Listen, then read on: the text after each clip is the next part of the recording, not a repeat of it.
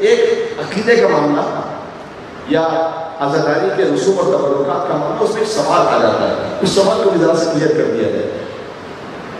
کسی بھی قسم کے مطلب سینسیٹیو موضوعات ہوتے ہیں کچھ، لیکن میں چاہتا ہوں کہ اچھے طریقے سے آئیں، کیونکہ قوم کبھی کبھی ڈیوائڈ ہو جاتی ہے۔ حضرت قاسم کے تبرکات برآمد ہوں گے ابھی، تو بعض احباب یہ سوال کرتے ہیں، واٹس ایپ پر میسیجز بھی چلتے ہیں کہ حضرت قاسم علیہ السلام ان کا تو ازدواج اور شادی وہ تو کربلا میں ثابت نہیں، تو آپ مہندی کیسے کر رہے ہیں مثلا، اور یہ مہندی کیوں کی جاتی ہے؟ اب اس پر طرفین کے دلائل اپنے مقام پر ہیں۔ مثلا فخر الدین طریحی نے لکھا ہے کہ یہ ازدواج ہوا تھا، مثال کے طور پر بحر الانصاف کے مؤلف نے لکھا ہے کہ ہوا تھا، کئی اور علماء نے لکھا کہ نہیں ہوا تھا۔ علامہ مجلسی نے بحر الانوار میں لکھا کہ مثال طور پر یہ ثابت نہیں ہے میرے لیے، استاد شیخ بخاری نے کہا ثابت نہیں ہے۔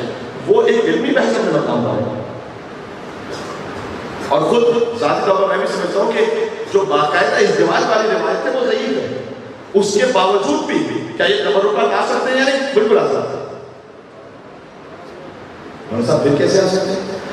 سب سے پہلی بات تو یہ کہ یہ ذہن سے نکال دیجیے، یہ بڑی توہین کی بات ہوتی ہے کہ جب یہ کہا جائے کہ مثلا یہ مہندی جو نکالی جا رہی ہے یہ تو ہندوؤں کی رسم ہے، وہاں سے ہم نے لیا ہوا، یہ کیا بات کر رہے ہیں؟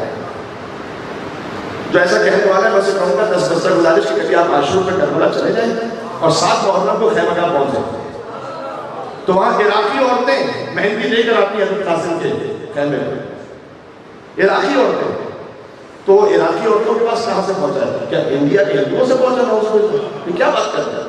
یہ تاریخ سے ناواقف ہے۔ عراقی عورتیں جو کر رہی تھی وہ کیوں کر رہی ہوتی؟ اس لیے، اور حضرت کا خیمہ گاہ یاد ہے جو جا چکے ہیں، خیمہ گاہ امام حسین میں اندر تشریف لے جائیے، جو باہر کا احاطہ ہے وہ بتایا جاتا ہے کہ اصحاب کے خیمے ہیں، وہاں پر ایک سفید رنگ کا چبوترا بنا ہوا ہے، یہاں پر اخباریاں بنی ہوئی ہیں سواریاں، اور اندر تشریف لے جائیے تو کہتے ہیں اہل بیت کے خیام، اور جب اندر تشریف لے جائیے تو سب سے پہلے امام حسین کا خیمہ آپ کو نظر آئے گا جہاں پر زری بنی ہوئی، اس سے بالکل پشت پر متصل بی بی زینب سلام علیہ کا خیمہ نظر آئے گا، اس سے پیچھے مولا سید سجاد علیہ السلام کا خیمہ نظر آئے گا۔ یہ اہل بیت کے خیمے کے طور پر اب میں فقط اشارہ کر رہا ہوں، حضرت قاسم کا خیمہ یاد ہے کہاں؟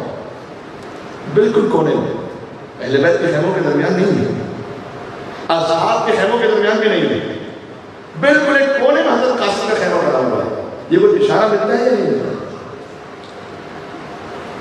اگر یہ بات کو کہتے ہیں مولانا صاحب وہاں تو اہل بیت علیہ السلام امام حسین جہاد کے لیے گئے تھے، یہ شادی وغیرہ کا معاملہ نہ سمجھے بھائی، جن لوگوں نے اسے لکھا ہے ثابت کیا ہے وہ اسے اس شادی کے تصور میں نہیں لیتے جو ہم اور آپ کے دماغ میں، توجہ کیے، وہ اسے اس شادی کے اعتبار سے نہیں لیتے جو ہم اور آپ کی ذہنیت میں ہے، تو وہ کس اعتبار سے لیتے ہیں؟ نا وہ اس اعتبار سے لیتے ہیں، وہ لکھتے ہیں کہ امام حسن کی وصیت تھی، یہ بات جو ہے امام حسن کے فضائل میں، امام حسن مصطفیٰ کی وصیت تھی امام حسین علیہ السلام کہ میرے بیٹے کی شادی آپ اپنی دختر سے کیجیے گا، تو یہ شادی کے اس تصور کا معاملہ نہیں ہے جو ہم سوچ رہے ہیں، یہ وصیت امام حسن پر عمل کرنے کا معاملہ ہے۔ امام چاہتے تھے کہ آخر وقت میں اس وصیت پر عمل ہوتا ہے، جن لوگوں نے اسے لکھا ہے تو انہوں نے یہ دلیل کے ساتھ، تو اگر قبول بھی کیا جاتا ہے تو وہ شادی کے اس تصور سے قبول نہ کیجیے گا کہ جو عام ہمارے یہاں شادی کا تصور آئی ہے، تو اب یہ معاملہ حل ہو گیا۔ دوسرا یہ کہ ایک اور بات بھی امام حسین علیہ السلام نے یہ اقدام کیوں کیا؟ جو علماء اس طرف سے کہتے ہیں وہ یوں کہتے ہیں کہ عربوں کا ایک طریقہ تھا کہ اگر نکاح ہو چکا ہو ایک مستور کا اور اس کے بعد اپنے شوہر کی شہادت ہو چکی ہو یا وفات ہو چکی ہو تو پھر اس مستور کو کنیزی میں نہیں طلب کیا جا سکتا، اور امام حسین علیہ السلام جانتے تھے کربلا سے کوفہ اور کوفہ سے شام کا سفر کہ کہیں یہ گستاخی نہ ہوتا ہے اور کوئی یہ کہے کہ نہیں یہ آپ فرضی بات کیسے کریں، فرضی بات نہیں ہے، دربار یزید میں شہزادی سکینہ کو میں کہنا نہیں چاہتا ہوں طلب کیا گیا ہے، مسائل میں ہے یا نہیں ہے، تو جب شہزادی سکینہ کو طلب کیا گیا تو فاطمہ بنت حسین جو ان سے عمر میں بڑی ہیں انہیں کیوں نہیں طلب کیا گیا؟ امام حسین علیہ السلام نے درحقیقت اس راستے کو روکا تھا اس عمل کے وجہ سے، بات ہو رہی ہے، میں کچھ کہنا چاہتا ہوں۔ اس کے باوجود بھی اگر دونوں طرف کے روایات کے اعتبار سے دیکھیں کہ صحیح السند ہے کہ نہیں ہے، میں پھر بھی یہ کہتا ہوں کہ مجھے کچھ ضعیف معلوم ہوتا ہے کہ پورا واقعہ ہوا ہو. ضعیف ہے، جھوٹا نہیں، فرق ہے. جھوٹا واقعہ وہ ہوتا ہے کہ جس کا سرے سے کوئی وجود ہی نہ ہو.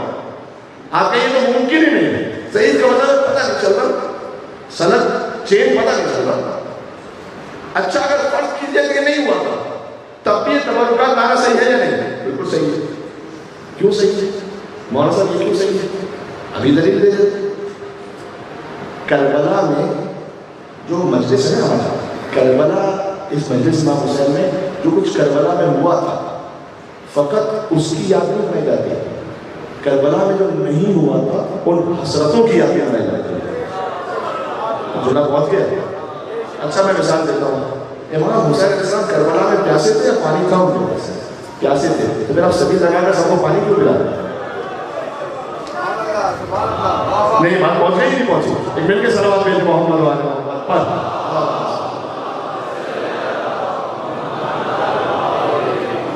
بھیا پانی کیوں پلا رہے ہیں؟ امام حسین علیہ السلام پیاسے تھے، سب پہ پانی بند کرتے ہیں. آپ تو سب کو پلا رہے ہیں اور پانی شربت پلا رہے ہیں سب کو. کیوں؟ حسرت ہے کہ کاش سکینہ تک پانی پہنچتا. یہ جو حسرت ہے اس کی یاد میں ہم پانی پلا رہے ہیں، 18 سال کو پانی پلا رہے ہیں. تو میرے بھائی کربلا کے واقعے کی جو یاد ہے اس میں فقط وہ باتیں نہیں ہیں کہ جو جیسے ہو گئی تھی تو ہم ویسے ہی اس کو منا رہے ہیں. نہیں، بہت سی تمنائیں ہیں، بہت سی آرزویں ہیں. دوسری مثال دے دیتا ہوں. امام حسین علیہ السلام کا لاشا کربلا میں اٹھا تھا جب پامال ہو گیا. پامال ہو گیا تو آپ تابوت کیوں نکالتے ہیں امام حسین علیہ السلام؟ سوال ہے. اگر وہی کرنا ہے آپ نے جو کربلا میں ہوا تھا ویسے ہی شبیہ کرنی ہے تو پھر تابوت نہ اٹھائیں گے. حسین پر تابوت اٹھا ہی نہیں تھا. نہیں ورنہ حسرت ہے کہ کاش نواز رسول کا جنازہ ان کے شایان شان کو اٹھتا، اس لیے ہم تابوت اٹھاتے ہیں. ناراض ہو رہی ہے بس. اب مجھے بتائیے کہ شہزادی ام فروہ، میں کہتا ہوں یہ واقعہ ہوا تھا نہیں ہوا تو رہنے کے لیے خود بار بار کہتی ہے کہ بتائیں ضعیف کرتا ہے، لیکن بس یہ نہیں ہوا تب بھی یہ تبرکات نکال سکتے ہیں. کیوں؟ ماں کے دل کی حسرت ہے یا نہیں کہ کاش میں اپنے بیٹے کا صحرا دیکھ پاتا ہوں. بھائی کسی کو سمجھ میں نہیں آ رہا تو ماؤں بہنوں سے پوچھ لیجیے. اور خاص طور پر جب ایک بچہ 13 برس کا ہو گیا، بنی ہاشم کا بچہ ہے یہ، بنی ہاشم کا زمان ہے، تو ماں کے دل کا ارمان ہے یا نہیں؟ یقیناً ارمان ہے ام فروہ کے دل کا. اس ارمان کو ہم یہاں پر تبرکات بنا کر پورا کر دیتے ہیں اور اسے دیکھ کر روتے ہیں تو کسی کو کیا کریں گے؟ اس لیے آپ جتنے بزرگ علماء مجتہدین مراتے ہیں ان سے سوال کریں کہ عزاداری میں جو تبرکات ہیں انہیں لانا جائز ہے یا نہیں. سب یہ کہتے ہیں کہ آپ کے شہر میں جس انداز سے عزاداری جن تبرکات کے ساتھ ہو رہی ہے اسی انداز سے بھرپور برپا کوئی صرف ایک شرط کا خیال ہے. ان تبرکات میں یا اس پورے معاملے میں جو عزاداری برپا ہو رہی کوئی حرام ہونے نہ پائے، اس کی اجازت نہیں ہے، اور کوئی واجب چھوٹنے نہ پائے. یہ خیال کیجیے. یعنی مثلا اگر عزاداری کی رسومات ہیں اور اس میں بے احتجاجی ہو رہی ہے تو اب یہ قابل قبول نہیں ہے. اگر نماز قضا ہو رہی ہے اب یہ قابل قبول نہیں ہے کیونکہ واجب چھوٹ رہا ہے. لیکن اگر احکام شرعی کی پابندی ہو رہی ہے آپ جیسے چاہیں اسے کرنا من. اسی خاطر ہے کشمیر کی عزاداری الگ ہے، پشاور کی الگ ہے، لاہور کی الگ ہے، کوئٹہ کی الگ ہے، ہمارے یہاں پر الگ ہے. کراچی میں کچھ سینکڑوں محلوں میں الگ الگ طریقے سے ہندوستان تشریف لے جائیے وہاں پر ایک الگ نظام ہے. حیدرآباد میں الگ ہے، ممبئی میں الگ ہے، چنئی میں الگ ہے. ہم تو ہندوستان کے مومنین سے جو کہ آسٹریلیا میں ہر جگہ دنیا بھر میں مومنین سے ملاقات، ہندوستان پاکستان کا ہمارا سیاست میں اپنے مقام پر ہو لیکن جو مومنین ہیں ان سے ملاقات رہتی ہے تو وہ اپنی اپنی عزاداری کا طریقہ بتاتے ہیں. ایران میں ہم نے زندگی گزاری، ایران میں الگ ہے انداز سے. عراق میں آپ نے یقیناً دیکھا ہوگا پریکٹیکلی شو کرتے ہیں وہاں پر نہیں کرتے، جس کو وہ کہتے ہیں تعزیہ. اسے وہ تعزیہ کہتے ہیں، ہم تعزیہ کسی اور سے وہ کہتے ہیں. وہ تعزیہ کہتے ہیں عذاب کو دکھانا. تو ایک شخص شمل بن جاتا ہے، ایک چھوٹی بچی کو حضرت سکینہ بناتے ہیں، دیکھا آپ نے، اور وہ اسے دیکھ کر دھاڑے مار مار کر رو رہے ہوتے ہیں. اصل ہمارے مرسوم نہیں ہے تو ٹھیک ہے، جب ہمارے ایسا نہیں ہوتا، لیکن ہم یہ نہیں کہہ سکتے کہ ان کے ہاں جو ہو رہا ہے تو وہ غلط اور باطل اور بدعت ہے. نہیں، وہاں اتنے علماء فقہاء مراتے ہیں، کوئی نہیں روک رہا ہو سکتا. تو بس کسی پہلو سے بھی توہین اہل بیت نہ ہو، نعوذ باللہ من ذالک، کوئی حرام نہ چھوٹے، کوئی حرام ہونے نہ پائے اور کوئی واجب چھوٹنے نہ پائے۔ یہ جب آپ نے پورا کر دیا پھر آپ بھرپور غم ہوگی، تو کسی کے بہکاوے میں نہ آئے، بالکل اسی طرح سے غم ہونا ہے۔ اور غم میں اضافہ کیجیے، یقین جانیے کہ یہ بزرگوں کا وہ ٹیسٹڈ طریقہ ہے کہ انہوں نے یہاں تک ہمیں اس طرح سے پہنچایا تو ہماری قوم یہاں تک پہنچی۔ بس اس زیادہ الحمدللہ آپ صاحبان فہم تشریف فرما، بہت اچھے طریقے سے آپ نے بات قبول کیا کہ آپ لوگ خیر ہے۔ اس سلسلے میں ایک گزارش ہے، آپس میں لڑنے سے خدا کے لیے گریز کرتے ہیں۔